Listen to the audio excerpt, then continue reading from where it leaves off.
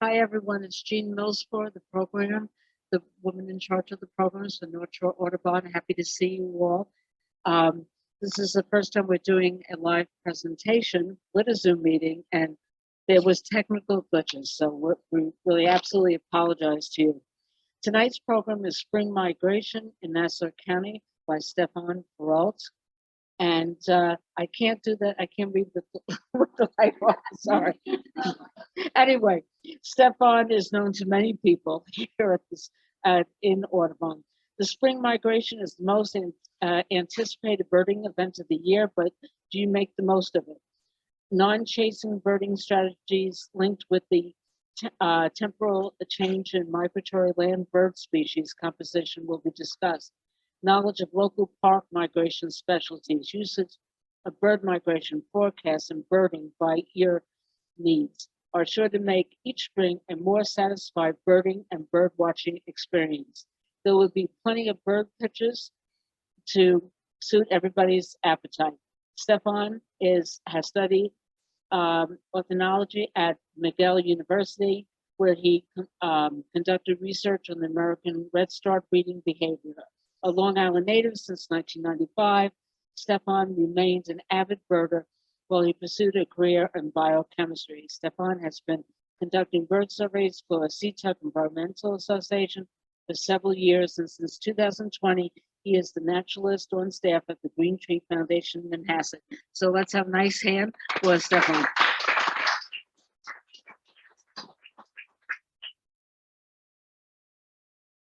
Thank you, Jean. Thank you, Jean. It's a pleasure to be here. That was pretty complicated description for the presentation. What I'm really hoping is that the presentation will enhance our experience, right? The spring migration is about an experience, and we'll talk about this, and I'm hoping that it's going to make a difference. Let me tell you, it's a pleasure to be here tonight. It's also an honor to be the first speaker, live speaker in about 2 years. It's also an honor to be talking about and invited to talk about the spring migration. The spring migration is the most anticipated birding and bird watching event of the year. And in the next 4 weeks, it's April 26th. So the next 4 weeks are going to be awesome. So let's talk a little bit about that experience.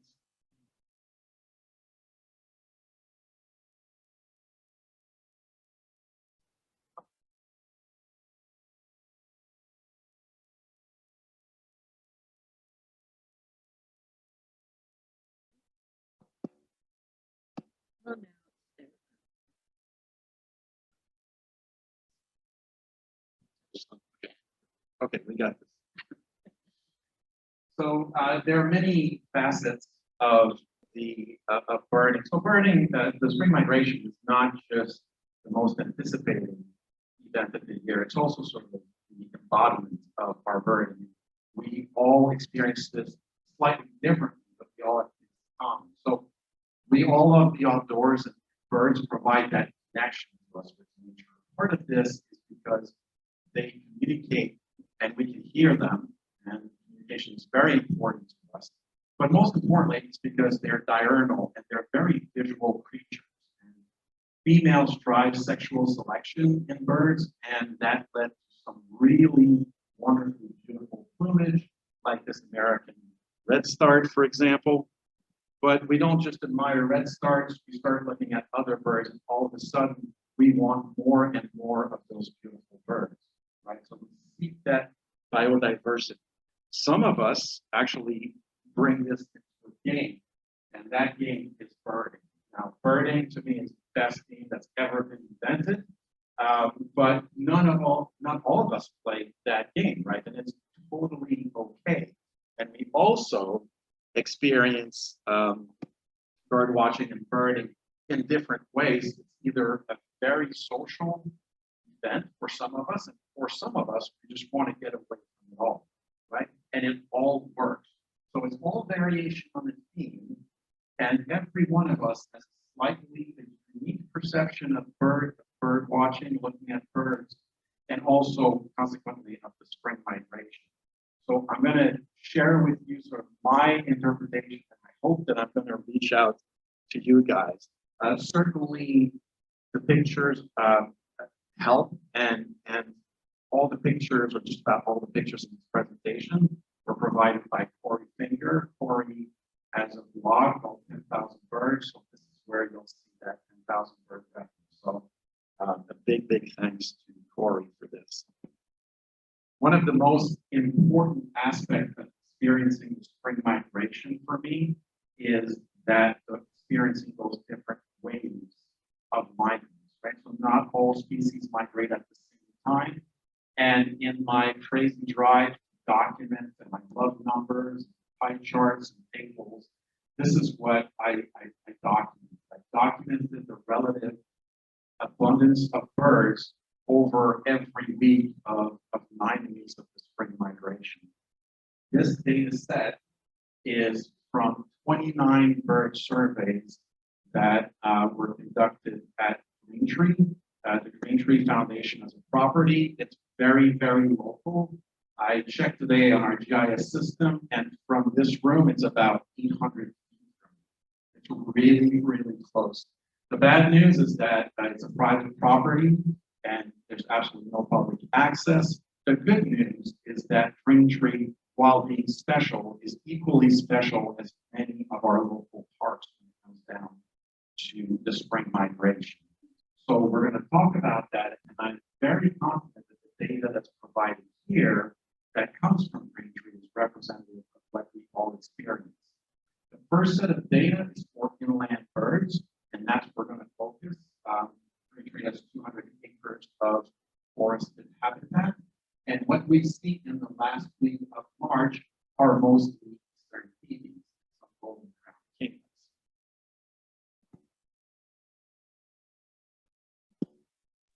I'm sorry to interrupt. I'm seeing a lot of chat on the chat box here. It's hard to understand. Stephane is kind of garbled. I don't know. Steve Walter recommended maybe staying closer to the computer, but it is difficult to hear. I don't know if I'm the only one, but I'm seeing several people in the chat saying that. Sorry, Stephane. Yeah, no problem. Thank you for the feedback. That's really Oh, great. I'm gonna much better. Whatever okay, you just did. Okay, I know what will work. I'm gonna put the microphone down. Is that good? Yeah. So Much better. People here are good. We're gonna sort this out. You can even see me. Wow, this is great. So just interrupt me again, Barbara. If it's is that good? Much better. Much better. Okay, I'll get even closer. All right. So as we're going to skip now to the second week of April, and this is the time of the golden crown kinglets. I can skip the first week of April because the species composition is very similar. In the second week of April, we get some nice addition like pine warbler and hermit thrush that is added to the lot. We now go to the third week of April, and it's really the start of the time of the yellow rump warbler, but I'm going to talk about that species for the next 3 weeks, so to speak. But there are 3 species that are abundant at that time, and they peak right around that time, and that's the palm warbler, pine warbler, and ruby crown kinglet, which are illustrated. One note on the pine warbler, it's probably one of our most aptly named warbler, except that during the spring migration, you can actually see those birds in the forest or at the forest edge, even on the ground. Otherwise, throughout the rest of the year, you really need to look at pines to find pine warbler. So it's kind of a fun fact that for about 2 weeks of the year, you can walk through the woods and try to find that flock of 5, 10, 15, even 30 pine warblers. So it's a really fun fact. I try to see that every year. I think I missed it this year. And that brings us to the 4th week of April. When I talk 4th week of April, pretty much from the 22nd to the 30th of April, it's a little more than a week. And this is the time of the yellow rump warbler. When you're out on a day where there's a big migration movement, you can, it's like taking a shower of yellow rump warbler. the exercise on these days, which it can be a little frustrating after an hour, is to try to find other species than yellow rump and sorting through them. Thankfully, this is not a problem for very long, because at the beginning of May, not only are the yellow rump warbler remain equally abundant, but there are other species, 3 species that are really abundant. And I call them the big 3 for early May, and that's the northern Perreault, the black and white warbler, and the ovenbird. There's also at that week a huge jump in biodiversity in terms of the number of species of birds that you can encounter. It's also a time where I find it's very reliable in terms of getting some really good birding days. In my opinion, the first week of May is the most gratifying in terms of the number of birds. It's coming off a big difference from the previous week, and we really get to enjoy that big biodiversity after the winter.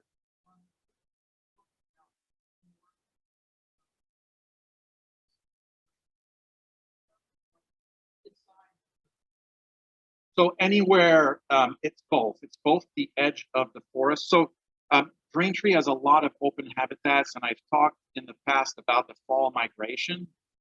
In the spring, it's very different. Okay, so the fields are mowed.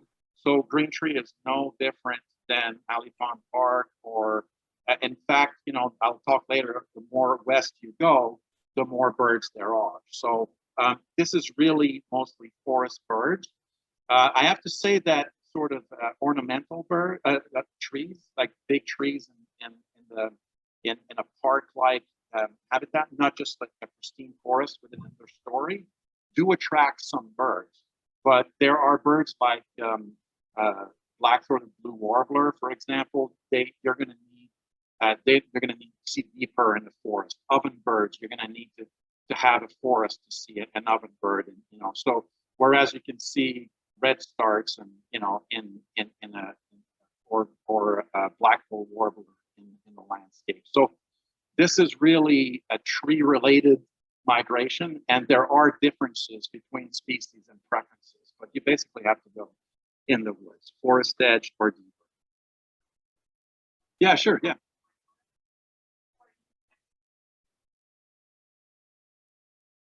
Yeah, so that's a great point, actually. Yeah, so I did make an effort for these survey to exclude. So yellow warbler, for example, is not on that. So I know at Green Tree, which I have a baseline for both the winter birds and I have a baseline for the breeding birds. So when I looked at this, I really looked at the migration so that I can separate the residents from those which are migrating. Now, there is evidence on a lot of species that there's migration among birds that are breeding at the site, for example, but it's not as straightforward, right? Because I can't tell by looking at a bird, even if it's singing, whether it's a resident or a migrant. So to be sure that I'm talking about migration, I'm really talking about those species which are either exclusively migratory, like yellow rump warbler will never nest in Nassau County, or redstarts in this case. When you say redstarts, there's a lot of them breeding, but not at Green Tree. At Green Tree, there's only like 1 territorial or 2 territorial males a year, and they don't even attract females successfully. Whereas we have dozens of them migrating, right? Probably hundreds over the season. So it's a great question. Thank you for asking it. Sands Point, and there's 20 territorial males at Audubon Park. It's very interesting, those differences. Yeah, so that makes but that's in terms of this data set. That's what it is. So the second week of May, surprisingly, is not that different from the first week of May. There's a little bit of, it's a little bit more in the middle of the migration. So you get those early species and the late species. So you can have both. So it may be a little bump in biodiversity, but the relative species composition is very similar. To see a big difference in the next big wave of migrants, you have to go to the third week of May, and things are very different. And you can see that the two primary species at that time, the two most abundant species are the American redstart and the magnolia warbler. And those are late migrating species. It's a very different field comes the third week of May compared to before. It's also a very different field because there's a lot of foliage at that time compared to the previous weeks.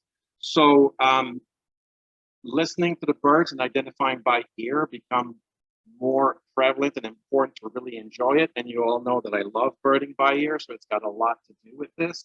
But it's definitely a different experience by then. One of the little gems of that time is that there's a couple of species which would be uncommon at other times, but from May 15 to May 19, those birds, bay-breasted warbler and Canada warbler around here are a guarantee. All you have to do is go to a park with an understory, so not so much landscape trees, but an actual piece of wood, regardless woodland, regardless of where you go, and you'll hear a bay-breasted in Canada. Now, once you hear them, you can recognize them, you can look for them. There's a big difference between the two species. Bay-breasted warbler is a question?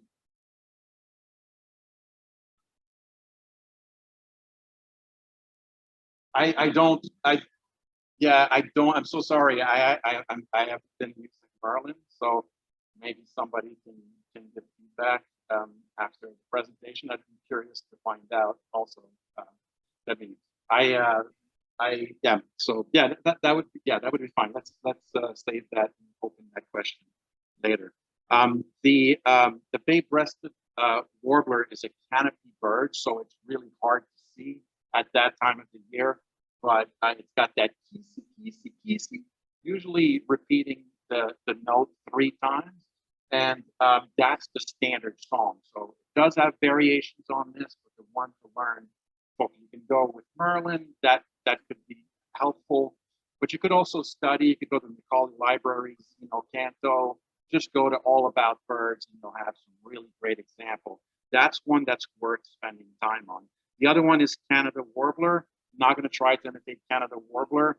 It's a very complex song. It's characterized by the only species of warbler which does not repeat the same element twice in the song, and it gives it a very unique feel, like a very complex.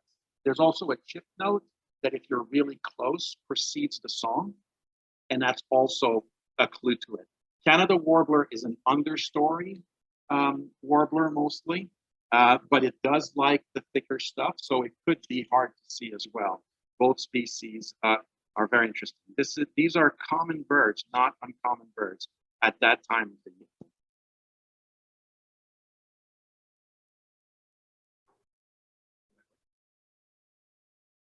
Jennifer is telling me to hold on.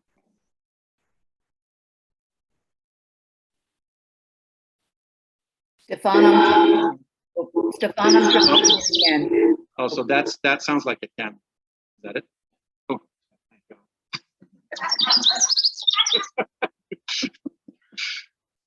Thank you. All right, so maybe, yeah, that's great. So we might have some audio. Could you hear this on Zoom?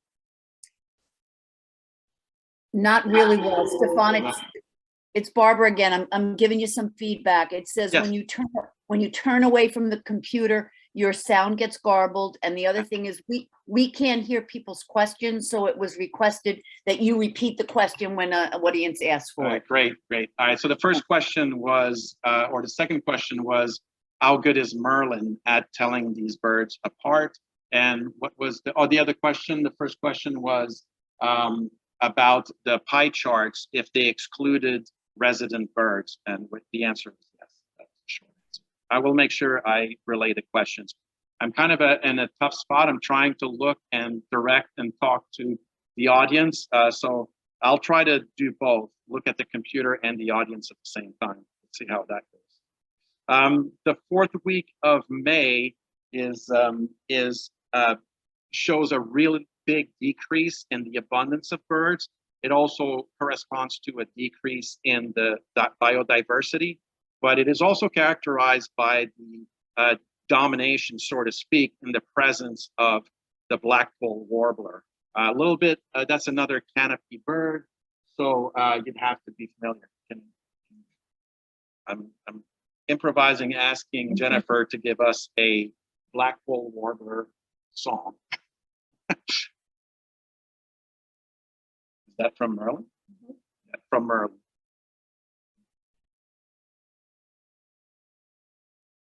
That's a nice typical song.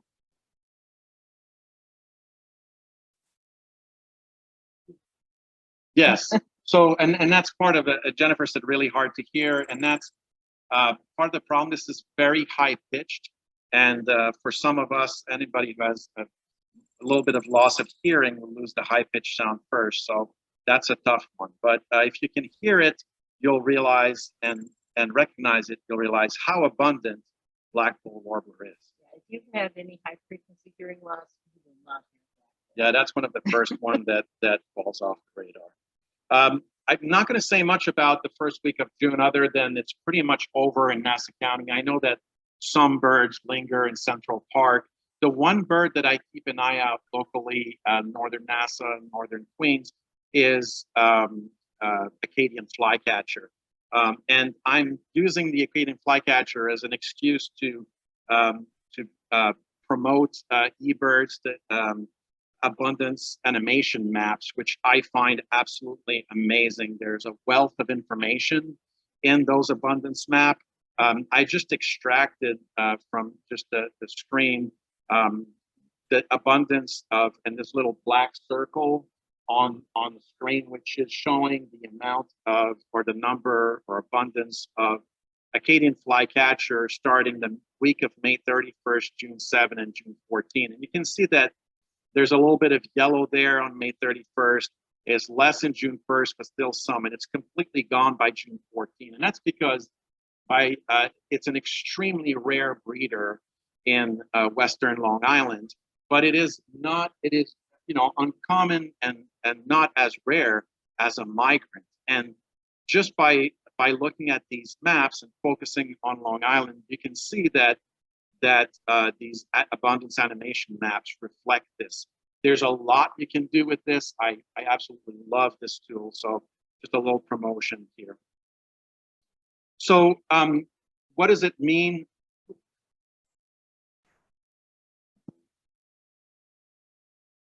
The map?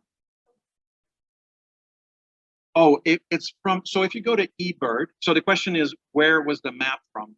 So if you go to eBird, there's a science section for eBird. If you go on there and look for these animation maps, you can actually type in the species name, and it will actually show you every week of the year where the birds are. So I just used this for a 3-week period on Long Island, but you can actually start in January, see these birds in the Caribbeans or in Mexico and Central America, and you'll see the animation. You'll know exactly where they're going through, and you can keep track of it. And almost all of this is based on eBird data that's collected by citizen scientists like us when we use eBird. Thank you. That was another good question. I'm happy I got to explain that even more. So again, I'm talking about experience with a lot of data, a lot of pie charts. So for 25 years, I worked in a lab, had non-birding spouse, a kid, dogs. I really didn't have a lot of time for birding. So I use this knowledge because it's important for me to experience the whole migration, to spend like a couple of hours a week taking a walk on nice days in April, so all 4 weeks. I didn't get out of my way. I didn't waste time traveling to local parks just to get that sense of the difference, the progression in April. When it comes down to May, though, it's a totally different deal, and that's starting next week, and that's why it's really so incredible. I always keep the first weekend of May open, and I leave it open for birding. That's the only weekend that I really block for this. Using a bird migration forecast, I actually ended up selecting one of those 2 days, the one with the best migration forecast, and then I just do something else the next day. So that's sort of my strategy for experiencing that time period. really the next time you really need to go out to feel and experience the migration is that May 15 to May 19 window. That I don't wait for a weekend. Look at migration forecast, the first really great forecast. I used to take off of work. I'd call in, I said, I'm taking a vacation day today. And that's the only time I did this. And just because that window is so narrow that I really wanted to make sure I wasn't missing it. And if you look at the total amount of time that I just discussed, it's actually not that much. So, you know, for those who chase and want to see all these extra species, you have plenty of time to do that. I root for you, chasers. It's great when you see the birds you're looking for. I just don't have time to do it, so I can't do it, but I totally respect that. What I do is I'll participate in the eBird Big Day. That's what I do. And I do that regardless of the weather. Sorry, Gina. I'm going to get to that. And before I get to the migrant traps, I'm going to talk about the migration forecast. So some of you might have wondered.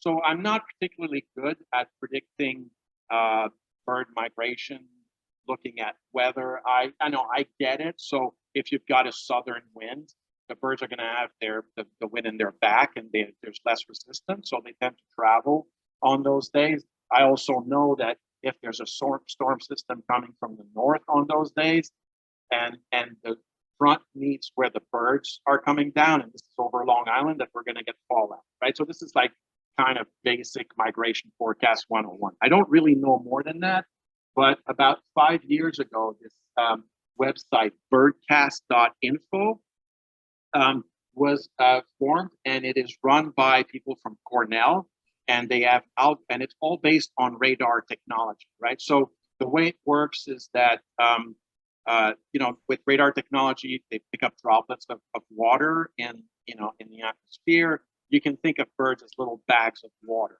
So on clear nights, they can detect with radar where the birds are migrating at 5,000 feet altitude. So that's the basic. And they put algorithms, and there's to the software, and they came up with these maps. They're 3-day forecasts. We look at this here. It says the night of April 26, 2022. Oh, that's tonight, right? So so that forecast was from 2 days ago. And you can see that there's a depression in the Carolinas, which will prevent the birds from migrating tonight. So if you wanted to go birding tomorrow, but you weren't sure and you had other things to do, you can skip tomorrow, right? So that's the type of things, without understanding the complexity of the weather pattern. You can just go to that site, birdcast.info, and plan your birding. So it's only 3 days in advance, but it can allow you to make some adjustments from day to day. You can also temper your expectations from this, right? So if the forecast is horrible for birds, and you go out there and you say, yeah, I knew this, right? So, just as predicted. They get it wrong sometimes. And the other thing too is sometimes it's not a perfect correlation with the birds that are in the air. This is a prediction for the number of birds that are flying, not necessarily where on the ground where it's showing that there's a lot of birds, right? So this is birds in flight. This is a new section that is brand new on birdcast.info. They call it the dashboard.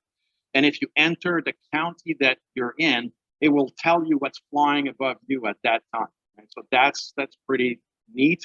There's all kinds. I just found out about that yesterday when I was putting that section together. I'm like, oh, I'm going to throw that in. So it looks pretty interesting. Again, those are the folks at Cornell. But that dashboard, I think you can get it on eBird also. But this is taken from birdcast.info. My goodness, too much information on this slide. What I want to show is that I used time in around 2013 to feed my curiosity. I wanted to rate the value of my observation based on how special it was. So I went out there on eBird and I dug out some data. Oh, actually, this one is from Braintree.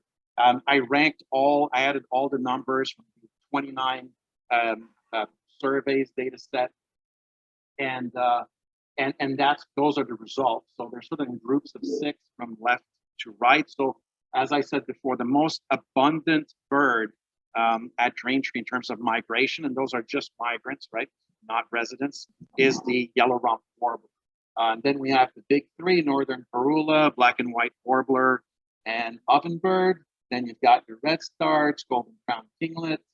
Savannah sparrow is the one bird that, Jill, to answer part of the questions, these birds will be fine in the field. So it's sort of the exception to the lot. Then we have, other birds. We have palm warbler, magnolia warbler, black pole, black-throated green, Swainson's thrush, and hermit thrush. We have the water thrush. Part of this is linked with the fact that there's not much water at Braintree, so not too many water thrushes. Blackburnian, bay-breasted, and then we have Nashville and Canada. Those are the species that I would say are common to abundant, depending on the species.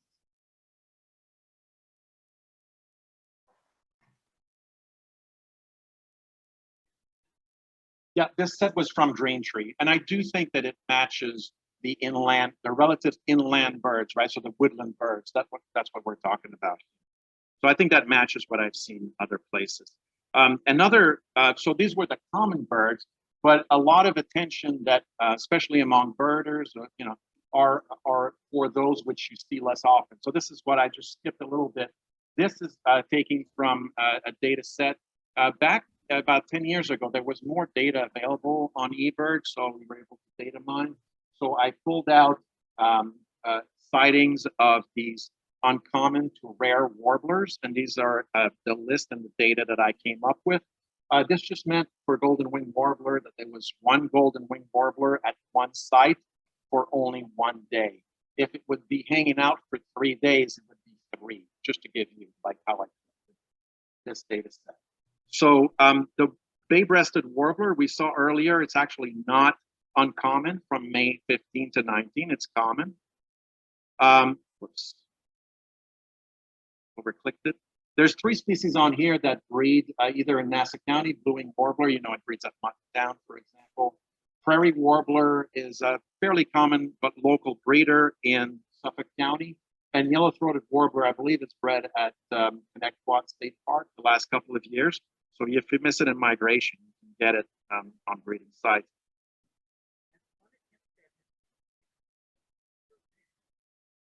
Because that's just this year, right? Yeah, so we'll see. So these things usually don't pan out, but let's see. We'll leave the door open. There's 6 warblers, which even if I was a chaser, I wouldn't chase. I think it's good to spend a little time on those. So let's go cover them. Wilson's warbler. When I got to Long Island, I had absolutely no confidence that I would see a Wilson's warbler on my own during the spring. And then I did the brilliant move to learn their songs, right? So now that I learned their songs, there's 2 song types. Oh, yeah, Jennifer is going to provide a little audio. Is this better, Barbara, by the way? Yes, definitely. Okay. I'm pretty sure that's what people are checking in about. Yes, definitely. Thank you. Thanks for the update. So we're about to listen to a Wilson's. Right.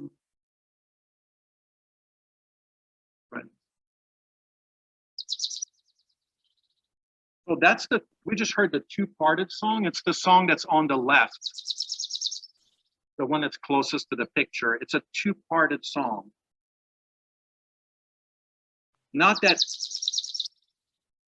sort of like the second note is lower pitch. See that on the sonogram?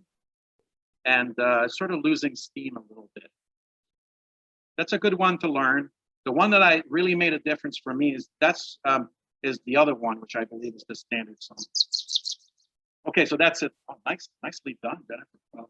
So that's just a single note. You should see there's like 20 songs on that thing. So it's a single note.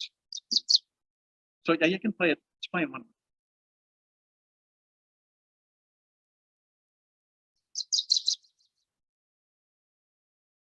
Very strong, very, very powerful song for what is actually a diminutive warbler among warblers, right? So that one thing that has really made a difference. Thank you so much. One thing that really made a difference in me finding Wilson's warbler is that they really prefer to be near water.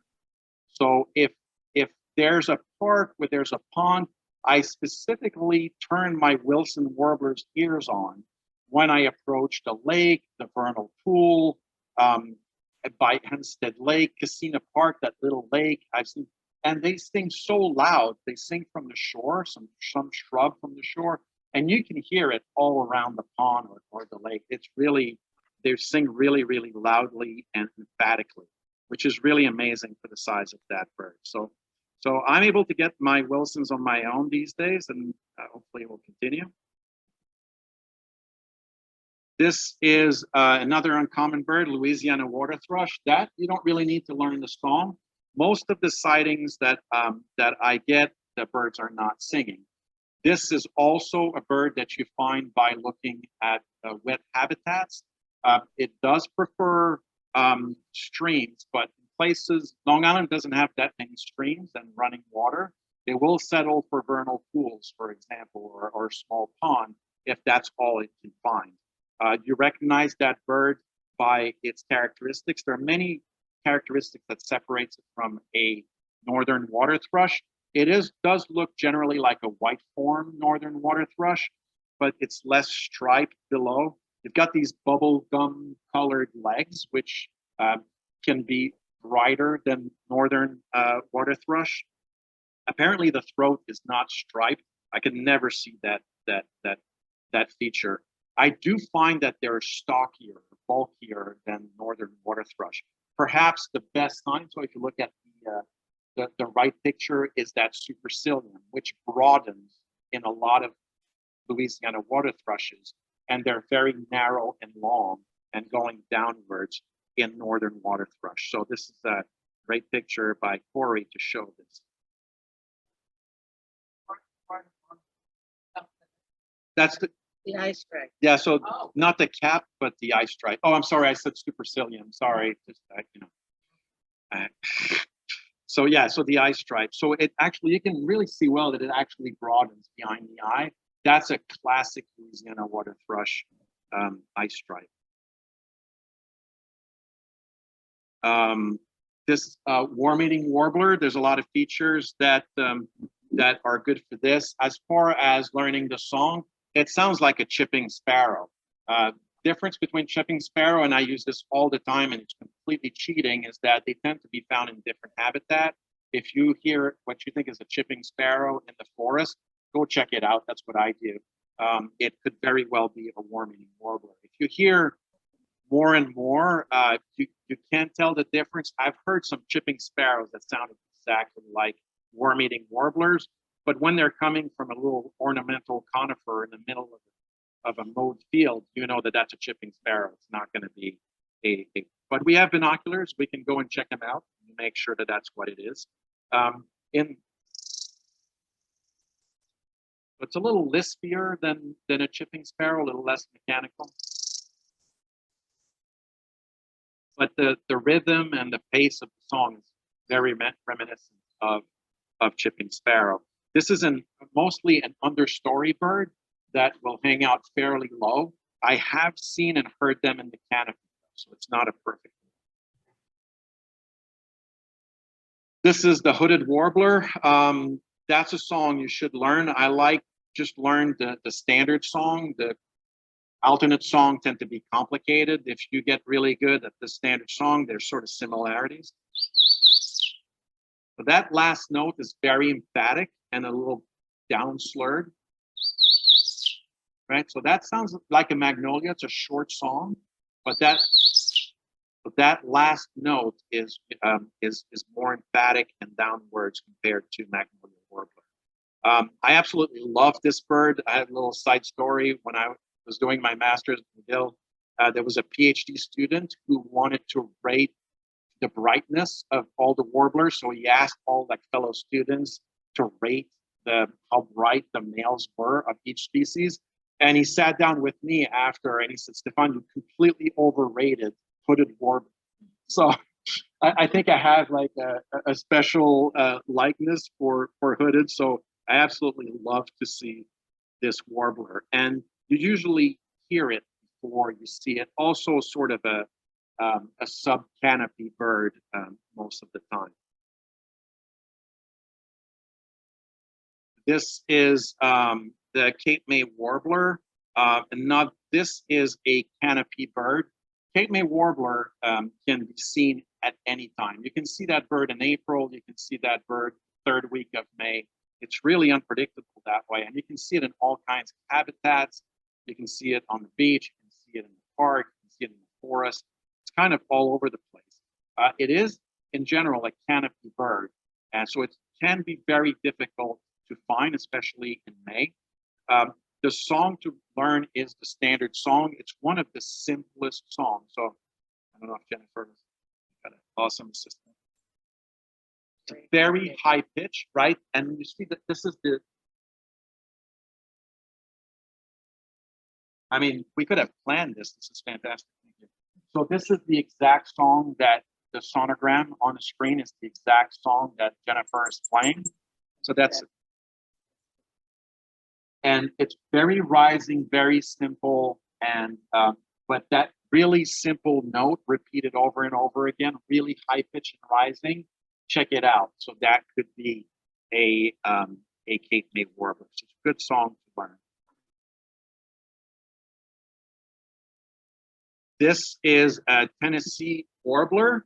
So it's interesting, right? So Tennessee warbler is a great bird in the spring, and it's just an okay bird in the fall. It's just what it is. So for those who really are paying attention to their year list, don't sweat it if you don't get your Tennessee warbler in the spring. It's kind of a special bird. You can miss that bird completely on your own in the spring. The way to detect it is a really, really loud singer. So you almost always hear it before you see it. So, spoiled.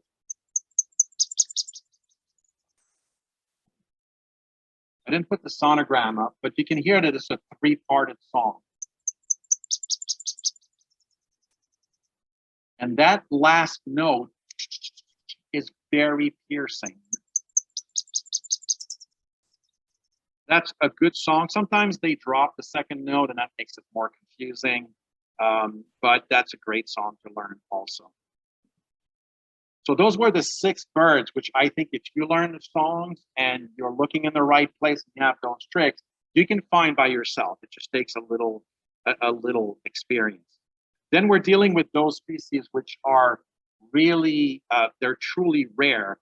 And I'm telling you, so if you want to see those birds and you know about a report, you should go and just follow that report. You should chase those birds.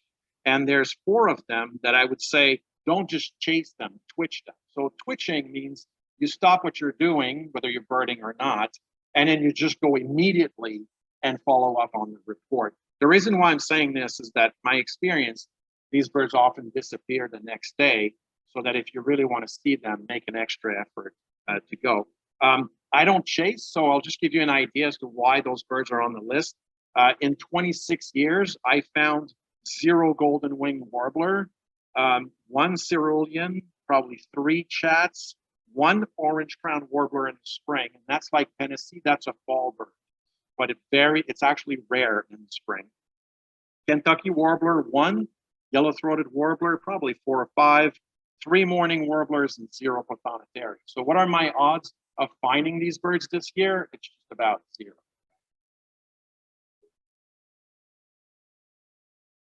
That's a female. Yeah, that's a good question.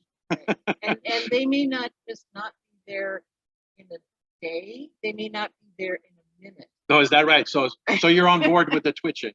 Yeah, no, we had one briefly at the pond. Which one? At Sands Point, the cerulean. Okay. Literally 15 minutes. Wow. And not The same path. I don't know if individual birds follow the same. I don't know. It's a good question.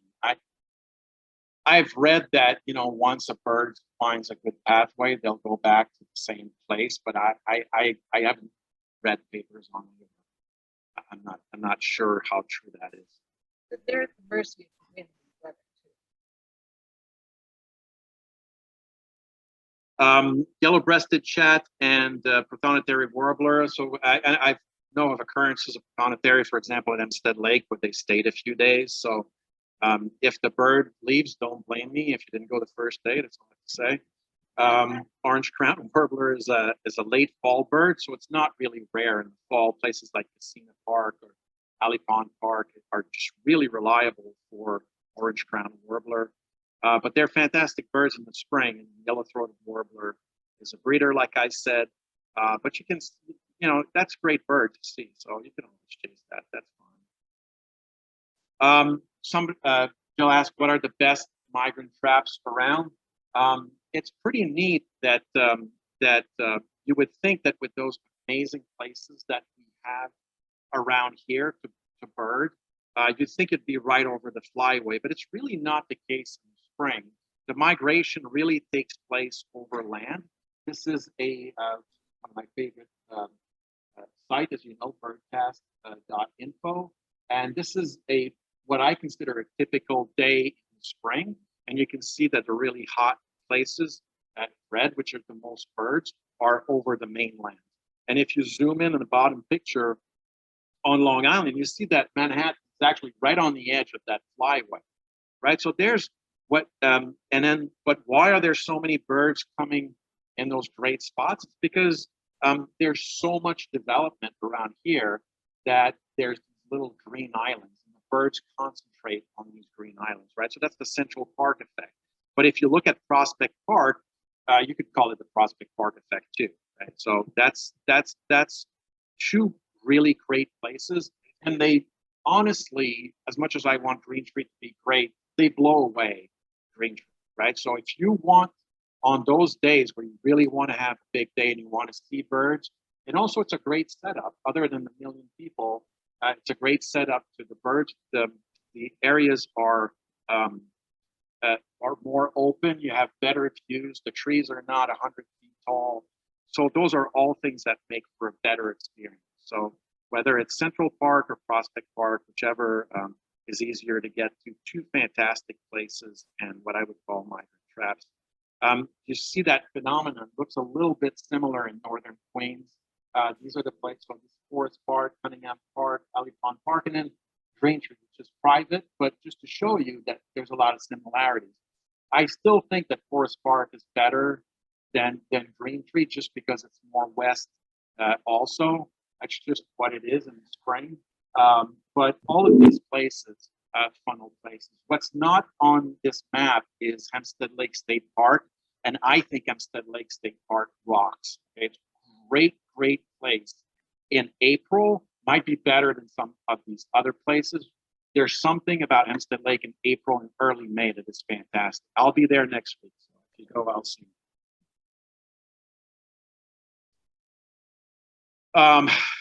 So I, again, you won't be surprised that I put a table and numbers, too many and they're too small and you can't read them. I'll just summarize this. So this is data that I pulled from eBird from the big day last year, eBird's big day, and that was, I'm gonna need Some kind of strange feedback, Stephane. Maybe I'm too close. I'm not sure, but it was just really, no, still doing it.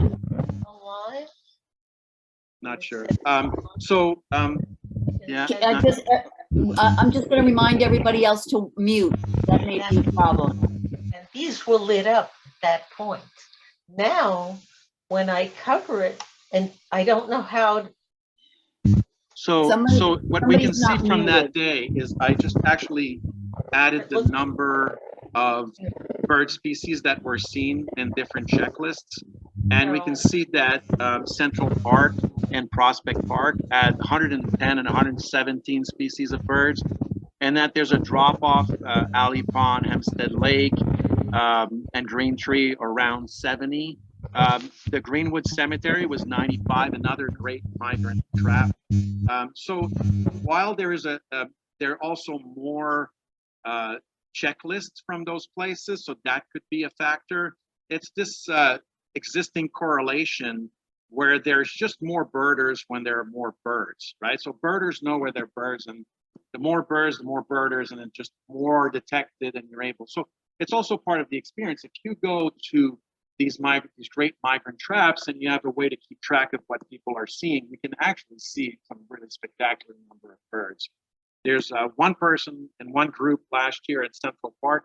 They saw 102 species in one day at Central Park. So there's the potential for some fantastic. I would say that this type of result is what the norm is.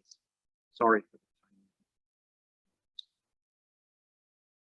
I would say big day 2 years ago between Alicon Park and Jamaica Bay. Yeah, so Jamaica Bay, like you bring the ducks and the shorebirds, so that's a good strategy to do also. Yes, I'll talk a little bit about shorebirds maybe shortly. So I also use birdcast.info to look back at what I saw to explain numbers. So this is a day that was really great. It was May 12, 2018.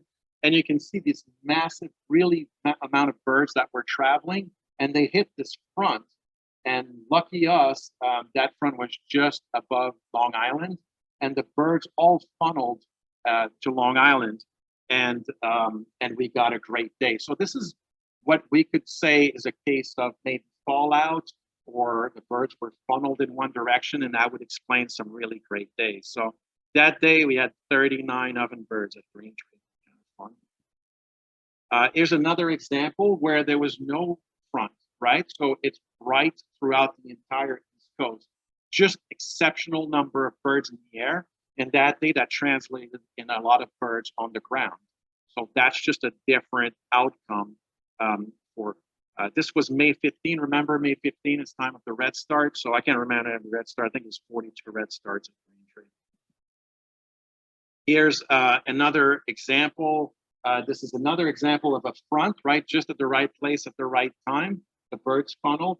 What was really strange that day is the birds overshot Central Park, and there was this amazing fallout at Braintree, and even at Southard's Pond in Suffolk County. Both our sites had our first cerulean warbler ever. So in addition to getting like extraordinary number, and I called my friend in Central Park, and the migration was underwhelming in Central Park. I wrote it down because that doesn't happen often, but you never know, right? So even on Long Island, you can get these weird weather patterns that funnel the birds our way.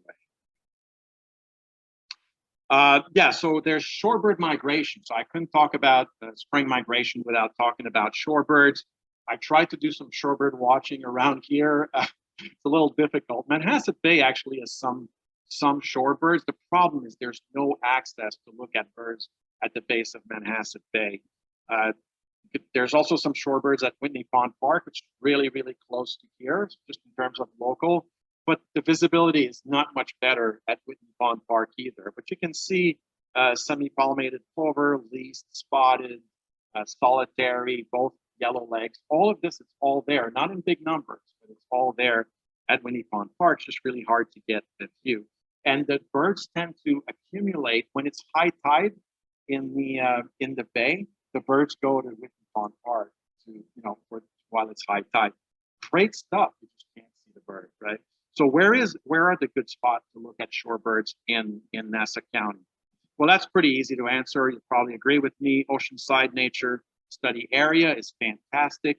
You literally walk in a salt marsh, and that's where you can see a lot of the birds. Lido Beach Passive Nature Area is not too far, so these are on the South Shore. You can walk in the marsh. The area you walk is not as long, but it's a great place for, I would say great, but it's a good place for shorebird. While you're there, you might as well go to Nickerson. It's right across. It's a different shorebird habitat, right? So now it's an ocean beach as opposed to a salt marsh, but you can see some good birds there. Cow Meadow Park, I think, is underbirded and underestimated. There's a platform that gives you access to a view on the salt marsh there. Oh, really? Oh, yeah, I'll take a big leap or bring your own step ladder to get to Um, thanks for the info. And then They actually just there's, restored it. They restored it. oh, there you go. So there's, I was just there last week. thank you, great, and good stuff. So I highly recommend that platform. There's also a pond, a freshwater pond that can be good for shorebirds. So different niche there. You Yeah, can't. actually, somebody was telling me that they Go- put it in the dog park very close to the pond. I don't know how much, that good that's going to be. Yeah, but Yeah. it's worth checking though. Yeah, and there's- in that pond, sorry, what's one more thing? In that pond, there's some blue-winged teal that overwintered. Yes, you can get some late ducks and some interesting ducks in there too. Definitely worth to check. There's some interesting herons also. Yeah, it's definitely a very. I think the word has gotten around and more people bird there. But Calmeadow Park, maybe less known, but a good place to go to. You can't overlook Jones Beach State Park, right? It's the place with the most biodiversity for birds in the entire state. So there's shorebirds there too. And one of my favorite strategy as a Nassau County birder is to go to Queens. So go to Jamaica. So I have a trick up my sleeve here. I actually have some data I'm sorry about that. Let me just find the right place. I actually have some data for shorebird migration in Nassau County with the SeaTech Environmental Association. We go on a boat and we do some surveys in the Marsh Island around Hewlett Bay. And just to give you an idea of what's coming through in May, I sort of feel that one of the peaks and the middle of the migration is around May 18 and 20. We went there 3 years between 2018 and 2021. We skipped 2020 because of COVID. Other than willet and oystercatcher, which are both breeders on the Marsh Islands, the big migrants are semi-pollinated plover. You can see the numbers. You get dunlins, and then the plovers, black-bellied, semi-pollinated, short-billed dowitcher, and then the rest. The yellow legs are at the bottom there. I think it's a little late for them, so that's why. But there's nothing spectacular. It's not quite like Jamaica Bay, but it gives you an idea that there is a real migration of shorebirds in May. This is a little bit of a different angle. Last year, we went 3 times. We went at 11 May, 18 May, and 31st of May. So we'll get a little bit of an idea of the progression. Here's a yellow legs. Those featured more in the first of the 3 surveys. There are probably more before that. Here's what we saw both equivalent around the 11th and the 18th of May. So we have the dunlins, and you see how the dunlins plummeted. They actually migrated between the 18th of May and the 31st. Short-billed dowitcher and least sandpiper, similar data. It's a short data set, but still gives you an idea.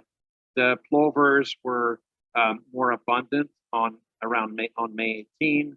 And then you have the 2 late migrants, semi-pollinated sandpiper and ruddy turnstone. Now, these birds, this picture actually was not from Corey. This is from Brendan, who was there that day. And all these birds, those semi-pollinated sandpiper and laughing gulls, are eating on horseshoe crab eggs, right? So these late migrants can benefit from that. There's an interesting twist. We thought it would be great with the horseshoe crab and the shorebird migration, but one of the things that's happening is that the water is a little bit too cold for the liking of horseshoe crabs to be nesting in late May. So it's not the case in the Carolinas because the water is warmer, so they go all out, and that's where you get a ton of shorebirds and those red knots, which are depending on the horseshoe crab eggs. There are no red knots in around Hewlett Bay. All these years we've never seen one. And it's probably just not the timing of the egg laying of the horseshoe crab just doesn't match with the migration of those birds in those places, just because the water is probably a little bit too cold. So that's the story with this. But when there are horseshoe crab laying their eggs, those sandpipers, the semis, and the ruddy turnstones, they're going to make the most of it. Here's one of the fun things about looking at shorebirds in May is that they're in breeding plumage. It's definitely a lot of fun. Here's some great pictures that Corey took of Dunlin. It's a totally different experience looking at a Dunlin in May than it is in January, right? There's one of the dullest birds you can find to look at this. Some really kind of really great looking bird, same bird. So that's a Dunlin breeding plumage. That's all part of the experience of the spring migration. I see that Steve is on the call. Oh, he just left. He's gonna miss his oh, there he is. I heard my name mentioned. So, so I didn't realize that there was a real hawk migration in our area, but Steve, I learned a lot from Steve, so he taught me this. You can check out results at hawkcount.org, which is another website I didn't know existed. You can check out the latest results, whether it's in the spring or the fall. And this is what Steve taught me. Here's the bald eagle picture, by the way, is from Steve. The other two are from Corey. These are the 3 big migrants in northern Queens where Steve counts these birds. The twist is that they're probably all 3 local breeders. So you really have to pay attention, look where they're going, count how many birds, stay in the same spot for a while, and then you pick up patterns that there's actually dozens of these birds going through every day. Do you have something to add, Steve, to this? Did you say they're all 3 local breeders? Yeah, you don't think that I don't turkey vulture think we have breeds? any evidence yet of turkey vultures on Western Long Island. One abundant breeder, 1 increasingly abundant breeder, and 1 possible breeder. So thank you, Steve. That's why I asked. Are we I knew I was calling gonna that say- an abundant breeder? The osprey is an abundant breeder, wouldn't you say? Yes, I don't know about the eagles, but I tell Eagles you, my cat now. increasing abundance.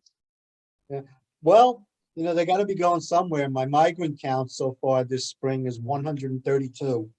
That's pretty impressive, right? 134, you said? 132 so far. Yeah, that's great. 132 Yeah. migrating bald eagles in the spring. Yeah, that's great. Yeah, I think I'm done. Oh yeah, I'm done. Look at this. I'm telling you, we really, oh, wait. Let me just conclude one minute. So, but thank you. Thanks for the applause. We almost rehearsed this. So, yeah, I hope this presentation whetted your appetites. We went through a ton of pictures and information.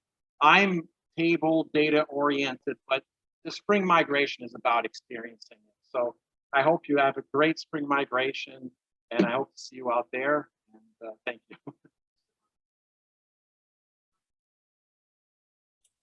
Are you taking questions? Sure. Yeah, I can do that. Yeah. And it's also recorded, right? Yes. So you can go back and get the tidbits. But I can do that. No problem. Yes, I'd be happy to. And Okay. Yeah, I have a question. Maybe I missed this. Maybe you can explain to me why do birds sing? What is their motivation for singing? Maybe it's more than one reason, but maybe you can explain this to me. I'll try to answer that in 1 minute. We could talk for an hour. But there are 2 main reasons why birds sing. One is to attract a mate, and the other one is to defend a territory, right? So the traditional way of songbirds is the males get to their breeding range first. They stake out a territory. They duke it out between themselves. They sing a song that is attractive to the female. And then when they get a female, because they're usually, and these are generalizations, it varies from species to species, but because the male are so brightly colored, it's a bad idea for them to be incubating because they'd be more visible. So they let the females incubate. During that time, they keep defending their territories. If you think, you can think of singing to defend a territory as a great way to save energy. Now, singing takes a lot of energy, and that's been shown, but it takes a lot less energy than fighting every time you see another male. So what males do is they recognize each other. There's lots of experiments that have been done that show that they're called neighbor-stranger experiments. They recognize each other. And if Joe is my neighbor, I'm going to let Joe get a little closer because before I want to fight with him, right? But if Hank arrives, and he goes between Joe and I'm going to go and I'm saying, I don't know this guy. So I'm going to go and fight and tell him he has no business there. So it's a strategy that really saves a ton of energy on the birds, and they allow and they can defend their territory. It's really a communication that is very helpful for males to know when to spend their energy. I have an unusual question. Sure. I'm sure it's a robin redbreast. He goes onto a branch on our bush, and then he jumps onto our window with his feet first. So we continually hear this banging, and it's been going on since Sunday. So it could be seeing, is it possible that he's just seeing his reflection in the window? That's what I think, but is there any way that I can dissuade him from doing that? I'm not afraid that the window will be broken. I'm afraid that he can get hurt. You can, I don't Or know, she. at work, we had a kingbird that was doing this. I kept going out and flushing him. You can try that. I'm not sure if putting something like a piece of paper or cardboard on your side of the window would help prevent some of the reflection. I basically think that there's another male there, and so it's definitely in line with what I was saying before. He's spending all this energy trying to beat up on that other male, which is just his reflection. Okay. Yeah, you need to Thank you break for up- your program. I enjoyed it. You need Okay. to break up the reflection so that he doesn't see it. Yeah, Stephane, Yes, can I add one thing about migrant traps? absolutely. Yes, please do, Steve. You touched on Jamaica Bay, which is good. You know, the great thing about that is the trees are not as tall as in the North Shore forest, so you do get better looks at things. But one thing, you know, since this is a Nassau-centric presentation, is that Jones Beach can be really special if you hit it right. It's not as consistent. I think you see that as you go eastward on the island. And, you know, probably take some good weather event, like maybe fog in the morning, you know, or rain that puts a lot of birds down near the shore. But over there, the trees are really smaller compared to other places. And, you know, that's something, if you hit it, you can really enjoy it. And especially if you're a photographer, you want to get those birds low. Do you find that, as I haven't been birding at Jones Beach for a while, do you find that going very early in the spring migration, it's sort of a first piece of land that they see, so they end up there? Is that sort of that Right. effect going on? Right, and the mornings tend to be significantly better at the coastal spots. And I think they do want to get into those forests. And, you know, in forests, you know, you can often get a lot of birds, even the second or sometimes third day after a fallout, whereas on the coast, you know, they scatter out a lot faster. Did you guys hear, Steve? So, yeah, it's okay. I think he's done. I can do that. That's a good idea for the next, if there's another question. Steve added that Jones Beach can provide some really great spring migrant experience. In part because the trees are lower, so if there are a lot of birds, they're easier to see, provides for a better experience. You do have to go early because it's sort of a first, so they're coming from the ocean, the water, and the first piece of land they see is Jones Beach in that case, or Lido Beach is actually at the passive area, it kind of works that way too. And there's some nice little brushes. So that works well too. It is what Steve was saying, it's a little inconsistent, hard to predict when that's going to happen, but when it does, it makes for a really good experience. So Jones Beach, you can never underestimate Jones Beach for anything. It is a little bit hard to predict, but when you hit it, it is amazing. Yeah, that's fine. The Coast Guard area has some brushy areas, which would fit that description nicely. But the yes. median. The median, yes. So you check it out. You would walk around that area. But for shorebirds, you have to have a different strategy. You want to go 2 hours before or after high tide, because that's when the sandbar is open.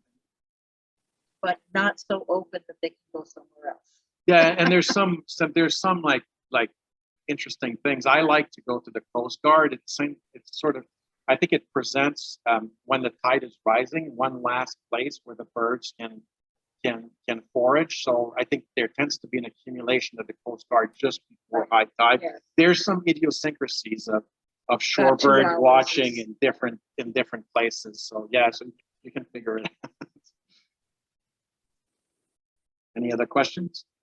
Yeah, I just want to say, we had a robin flying into our window last spring. We have a silhouette up, but that didn't stop him. He did it 3 or 4 times and then he gave up and never did it again.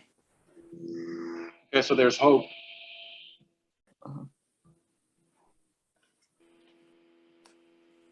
Yes. Yeah. Yeah. Hey, I'll translate. I'll repeat.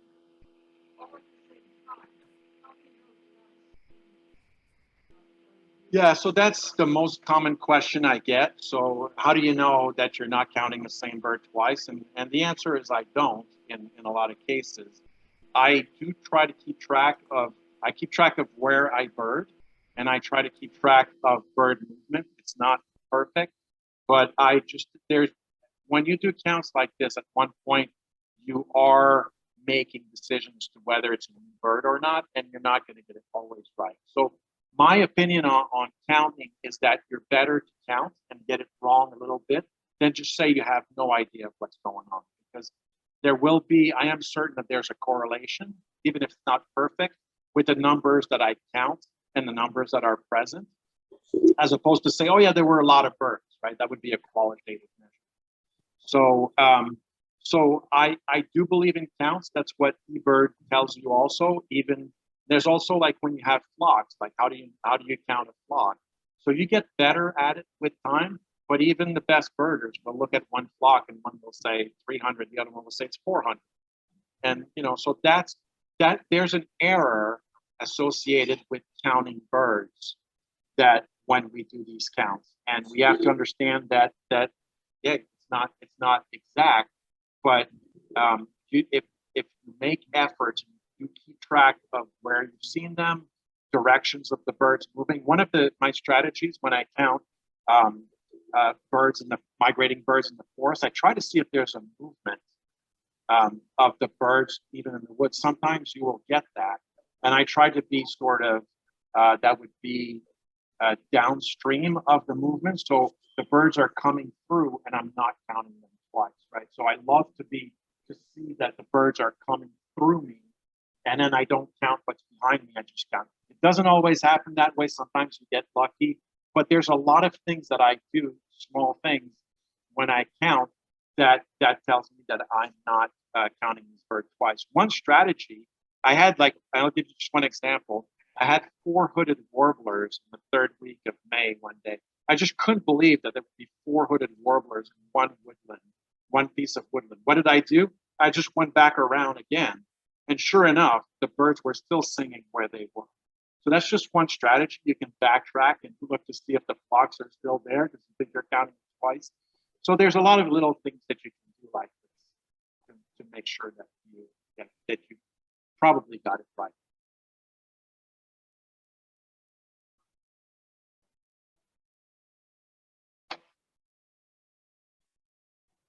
Thanks, everyone. Good night, everybody. Right.